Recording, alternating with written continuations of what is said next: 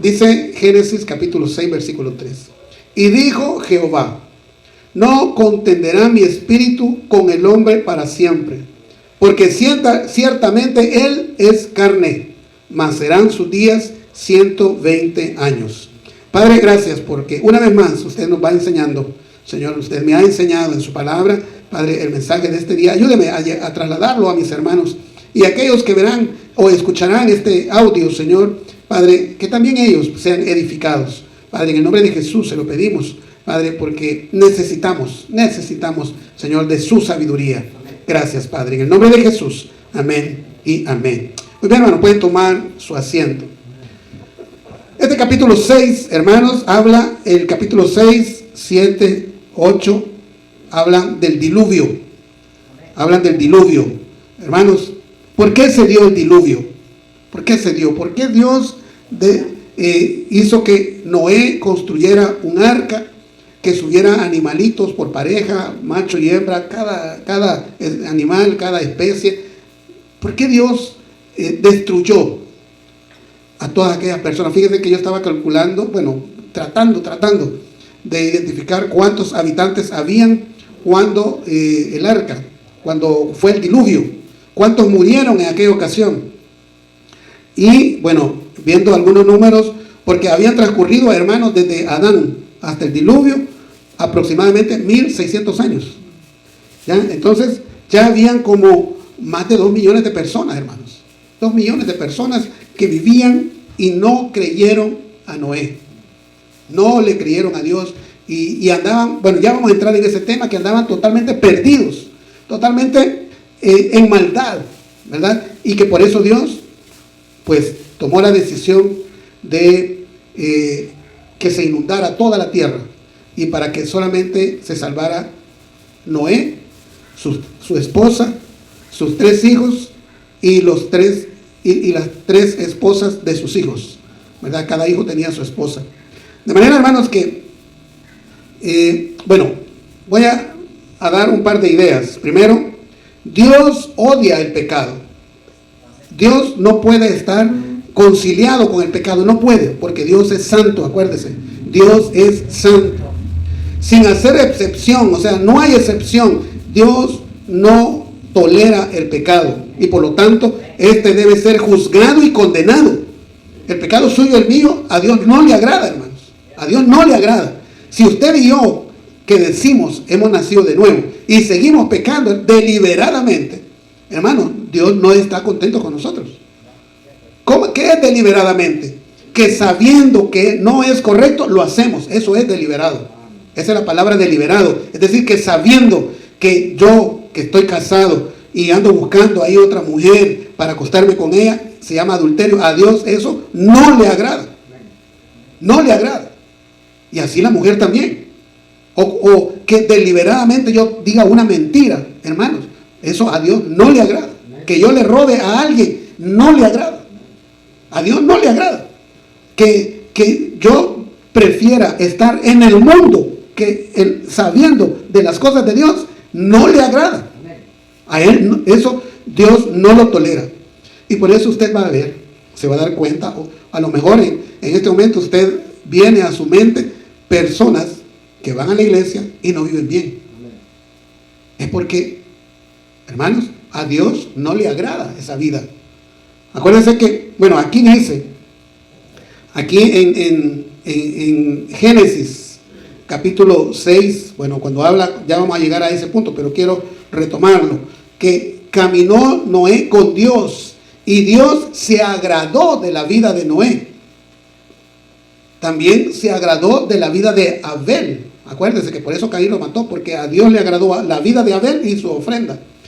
También a Dios le agradó la vida de Enoc. Vimos el viernes pasado cómo Enoc fue llevado al cielo. Él no murió, él fue llevado. ¿Por qué? Porque a Dios le agradó cómo vivía Enoc. Ahora pregúntese usted, y yo también ya me he preguntado, ¿a Dios le agrada cómo estamos viviendo nosotros? ¿Le agrada a Él nuestra vida? ¿Le agrada a Él cómo tratamos a nuestros hijos? ¿Cómo tratamos a la mamá? ¿Cómo tratamos al hermano? ¿Cómo tratamos a quien nos da trabajo? ¿Cómo lo tratamos? ¿Lo tratamos voy y estoy ahí solamente para que me pague, o realmente voy y hago el trabajo mejor de lo que Él espera. Porque si lo hacemos mejor como para Jesús, entonces a Dios le agrada.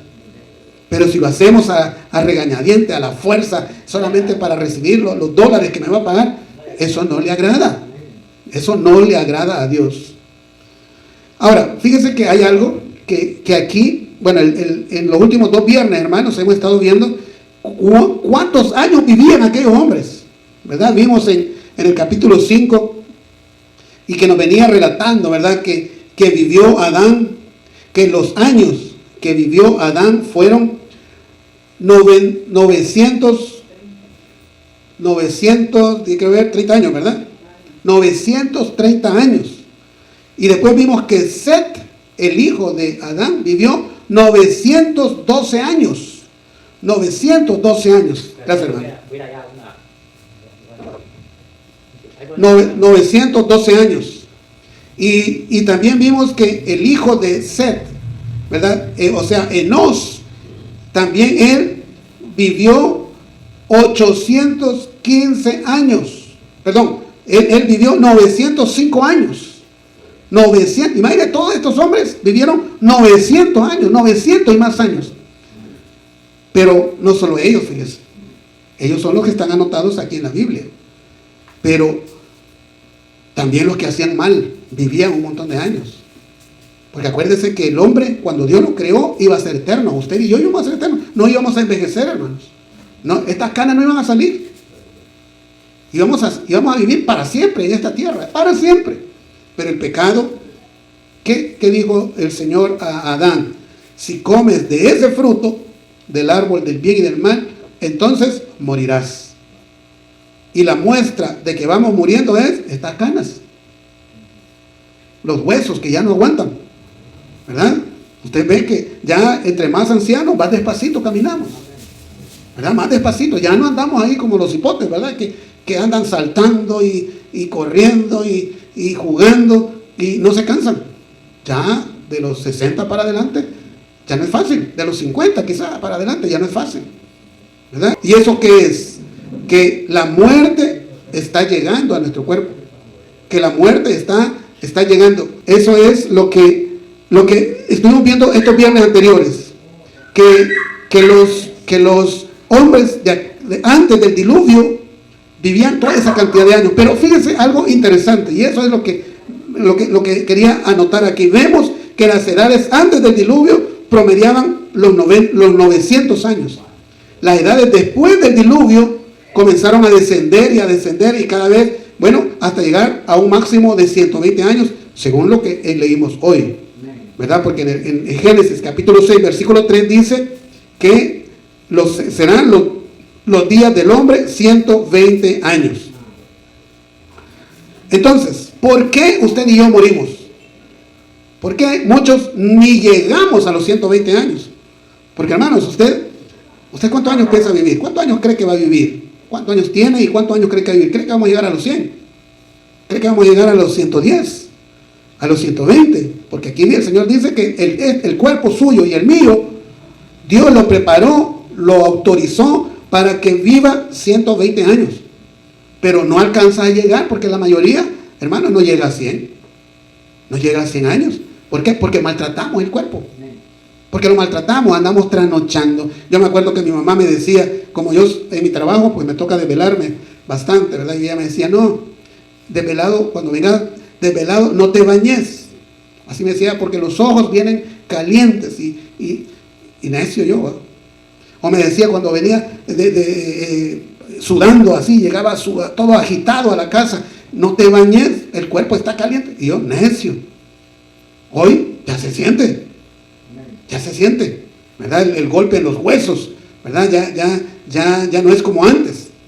Así es que el cuerpo nosotros mismos lo vamos dañando. La corrupción del hombre y la mujer frente al pecado, el hecho de que nosotros no obedecemos, hizo que Dios quitara muchos años de vida. Aquellos hombres vivían 900 años, 800 años. Imagínense que el que más vivió, Matusalén, vivió 969 años. Casi 1000 años, hermanos. Un hombre, casi 1000 años. Pero ¿por qué ahora vivimos menos? Por el pecado. Y fíjense que no es una maldición. Yo no lo veo como una maldición de que el Señor nos haya reducido los años. Más bien es un acto de misericordia de Él, porque imagínense, si nosotros alcanzamos a llegar a 80, 90 años y morimos, ¿cuánto pecado cometimos ahí? En todos esos años, mujeriando, fumando, en alcoholismo, robando, mintiendo, engañando, un montón de cosas. Imagínense si viviéramos 900 años, hermano. ¿Cuánto más pecado se nos sumaría a nosotros? Porque entre más años, decimos que hay más experiencia. Pero hermanos, también hay más mañas. Entre más años tenemos, más mañas. Y no todas son buenas. Entonces Dios ha tenido misericordia de nosotros. Y el hecho de acortar, como vimos aquí en el capítulo 6, versículo 3 de Génesis, que dice, mas serán sus días 120 años. Esa decisión de Dios yo la veo más como una misericordia, un favor a usted y a mí, para que pequemos menos, para que cometamos menos pecados. Ahora, quiero tocar dos temas. Voy a ver si me alcanza el tiempo y tocar dos temas. Uno, ¿cómo es que las personas antes del diluvio escuchaban la palabra de Dios? ¿Quién andaba predicando? ¿O cómo es que ellos creían? ¿Cómo es que Noé creyó a Dios? ¿Cómo es que Enoc creyó a Dios? ¿Cómo es que Set le creyó a Dios? Bueno, hermanos, voy a ponerle ahí en Romanos capítulo 1, versículo 19. Dice de esta manera.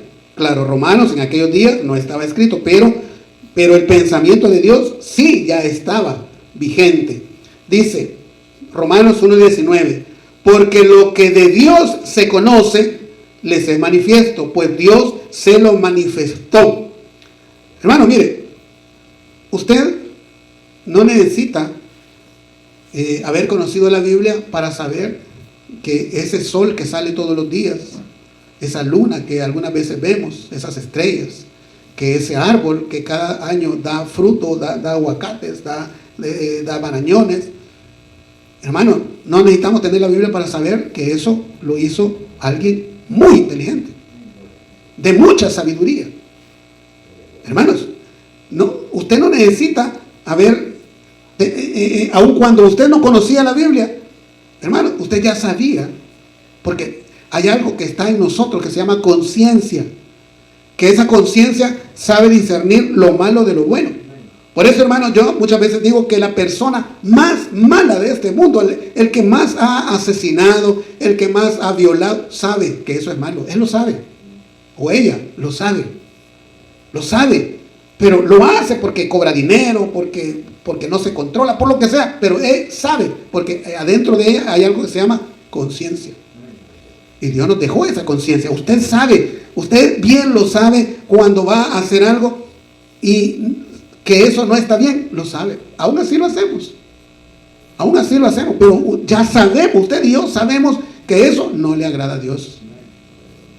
Ya lo sabemos. Entonces, ¿qué tenemos que hacer? Evitarlo, hermano, para que entonces nuestra vida le agrade a Dios. Para que Él se alegre de nosotros. Entonces, dice Romanos 1:19, y esto es hoy como también allá antes del diluvio, porque lo que de Dios se conoce les es manifiesto, pues Dios se los manifestó.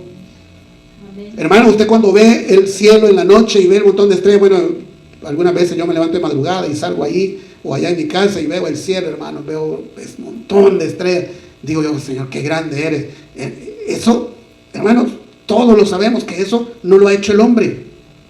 No. ¿Cómo lo podríamos hacer? Sí, solo Dios. Eso es manifestado por Dios. Voy a poner ahí el siguiente versículo, Romanos 1:20, dice, porque las cosas invisibles de Él, su eterno poder y deidad, se hacen claramente visibles desde la creación del mundo, siendo entendidas por medio de las cosas hechas, de modo que no tienen excusas. Por medio de lo que Dios ha creado, todos podemos conocerlo. Todos podemos conocer cuando vemos una flor, cuando vemos un animalito. Mire, hay unos animalitos tan pequeñitos. ¿Cómo tienen vida, hermano? Dios le ha dado esa vida. por medio de lo que Dios ha creado, todos podemos conocer que Dios lo hizo y también podemos ver ese enorme poder que Él tiene. Y así era antes del diluvio. Las personas que murieron ahogados por esa inundación, también ellos se dieron cuenta de que todo era creado por Dios, que Dios es el que estaba buscando a todas esas personas. También, hermanos, toda persona conoce, bueno, muchos conocemos Génesis 3:15, donde está la promesa de que Cristo iba a redimirnos a nosotros. Allá en Génesis 3:15, voy a ponérselo ahí para que podamos tenerlo a la vista. 3:15 dice: y pondré enemistad entre ti y la mujer, y entre tu simiente y la simiente suya. Esta te herirá en la cabeza y tú le herirás en el calcañar. Estamos hablando de Jesús en la cruz, mis hermanos. El enemigo iba a clavar, a golpear el cuerpo de Jesús, a maltratarlo, a clavarlo en esa cruz. Pero Él, al resucitar, pisoteó la cabeza de la serpiente. Aquí está anunciado. Desde Génesis, Jesús ya estaba anunciado. Set, Enoc, Enos, Matusalén, todos ellos ya conocían esto. Ya conocían que iba a venir un redentor. Ellos ya lo sabían, ya lo habían escuchado. También, hermanos, bueno, la palabra del Señor nos dice de que Enoc anduvo predicando. En medio de toda aquella maldad anduvo predicando. De hecho, predicaba tan fuerte que Dios se lo llevó. Para que no lo mataran las personas, Dios se lo llevó. Y vemos que en Judas, en la carta de Judas, allá al final de la Biblia, antes del Apocalipsis, dice en el versículo 14, dice: de esto también profetizó Enoc, séptimo desde Adán, diciendo: he aquí vino el Señor con sus santas decenas de millares. Y en el versículo 15 dice: para hacer juicio contra todos y dejar convictos a todos los impíos de todas las obras impías que han hecho impíamente, y de todas las cosas duras que los pecadores impíos han hablado contra él. Enoc habló fuerte contra el pecado. Y tan fuerte era que lo querían matar, y por eso Dios se lo llevó. Por eso Dios se lo llevó. Por eso, hermanos, el Señor respalda y cuida a todos aquellos que bien les sirven, que se dedican a predicar la palabra de Dios. Los libra de toda situación, de todo problema, de todo riesgo. Dios los cuida. Así como Enoc. También Noé estuvo predicando, hermanos. Si vemos en segunda carta de Pedro, voy a ponerle acá, segunda carta de Pedro, capítulo 2, versículo 5. Dice así: y si no perdonó, dice, hablando Pedro el apóstol, y si no perdonó al mundo antiguo, sino que guardó a Noé, pregonero de justicia, con otras 7 personas, trayendo el diluvio sobre el mundo de los impíos. Aquí Pedro nos está diciendo que Noé andaba pregonando. Pregonando es ir a predicar, andar aconsejando de familia en familia. Seguramente Noé iba a una casa y decía: Dios quiere salvarlos, arrepiéntanse de sus pecados, cambien de manera de vivir, ya no sean como antes. Seguro que Noé andaba diciendo eso. Y por eso Dios se agradó de la vida de Noé. Dios estaba contento con Noé, porque Noé iba y procuraba que las otras personas se salvaran. Pero nadie creyó, de manera que en el arca de Noé solamente iban él, su esposa, los 3 hijos y la esposa de cada uno de sus hijos. Solo 8 personas, hermanos. Solo 8 personas, porque no atendieron el llamado de Dios. Y también, hermanos, estaba el Espíritu Santo, porque dice en Génesis capítulo, voy a ponérselo ahí, Génesis capítulo 6, versículo 3, que es el que leímos, y que dice, capítulo 6, versículo 3, dice: y dijo, no contenderá mi espíritu. El Espíritu de Dios no iba a estar ahí contendiendo con todos los hombres, porque ya sabía, como dice aquí, con el hombre para siempre, porque ciertamente él es carne, es decir, es pecador, siempre busca lo malo. Y Dios lo que hizo fue acortarle los años para que pecara menos, Ahora, hermanos, ¿Cómo eran los tiempos en aquellos, antes del diluvio? Fíjense que yo saqué varios temas, varios versículos, y sorprendentemente se parecen a estos días. Se parecen. Bueno, en aquellos días estaban preocupados por los apetitos físicos. El comer, el sexo, el alcohol, todo de eso.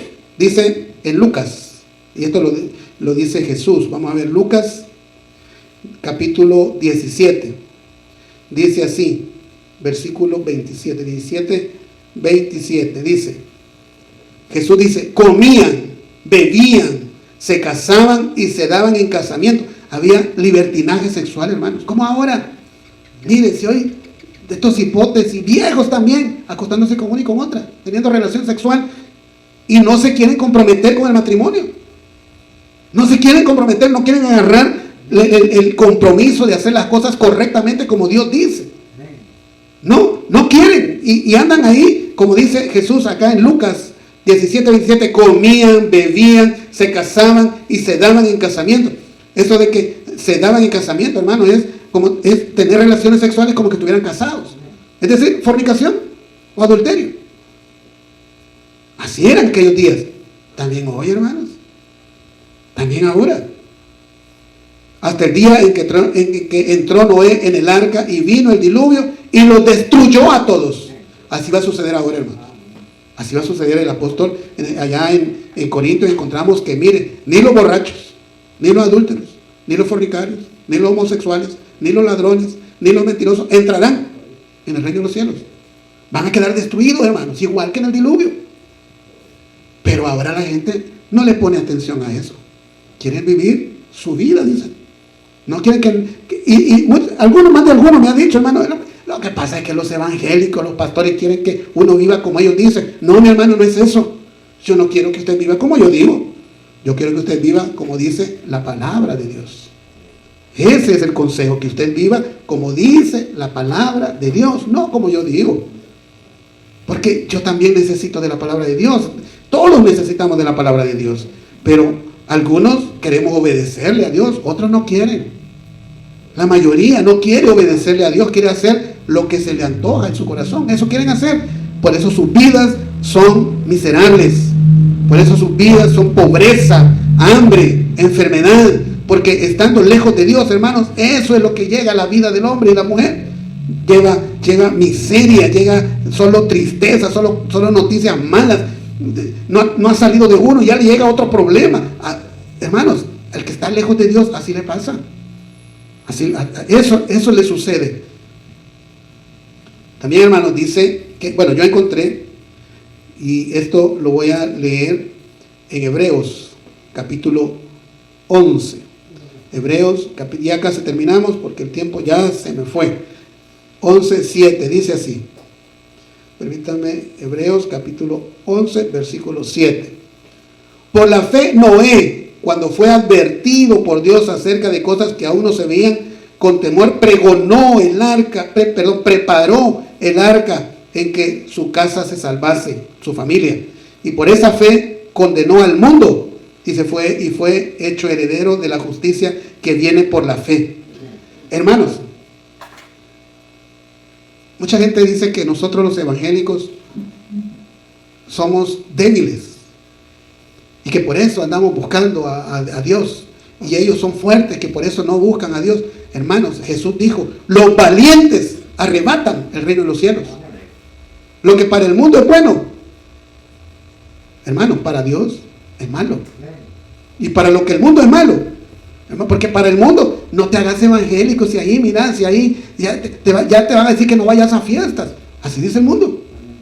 No vayas a esa iglesia, no entré allí, te van a quitar el dinero. No, hermano, si el Señor a mí no me ha mandado a quitar ni a pedir dinero, Él me da a mí suficiente. Aquí estamos, hermano. Si mire, si con lo que llega la cajita, hermano, no alcanza para nada, solo para el café. Y lo demás, y el pago de aquí, el pago mire, ¿cuánto cree que cuesta cada viaje de Caracas para acá, de Cerro Grande para acá? Bueno, son $80 todos los domingos, hermanos. 40 y 40. Dios lo da, hermanos. No es que le estamos quitando el dinero. No es eso. Queremos que aprenda. Es el propósito, que aprenda usted, que aprenda, que conozca a Dios. Ese es el propósito.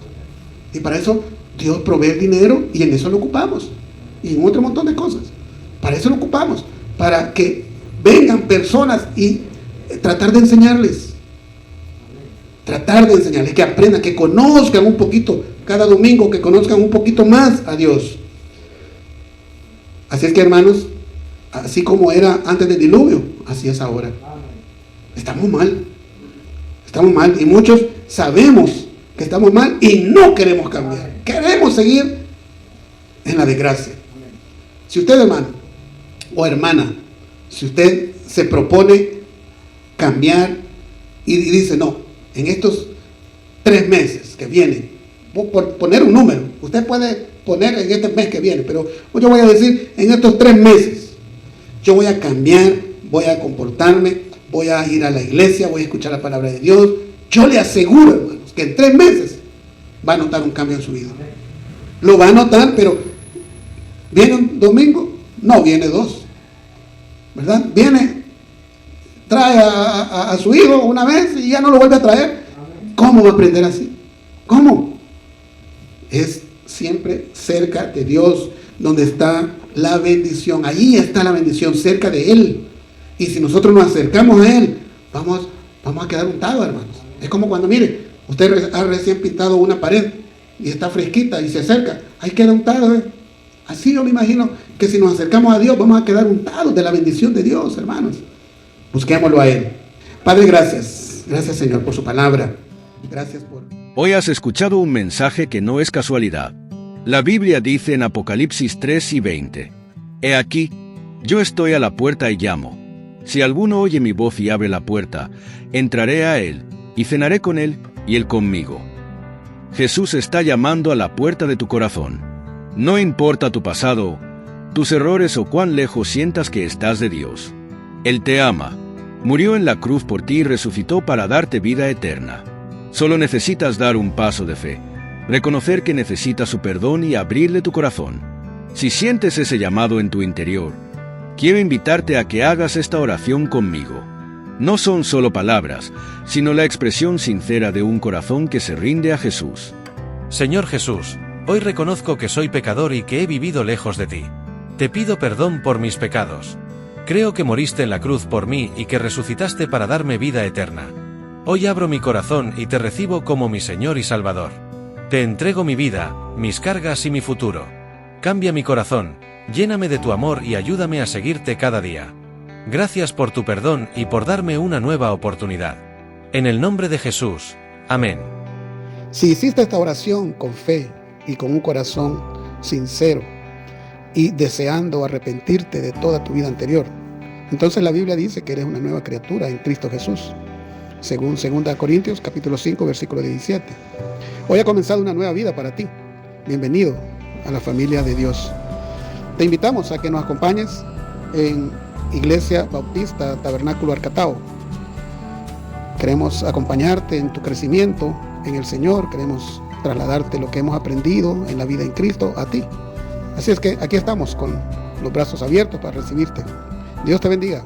Hasta pronto.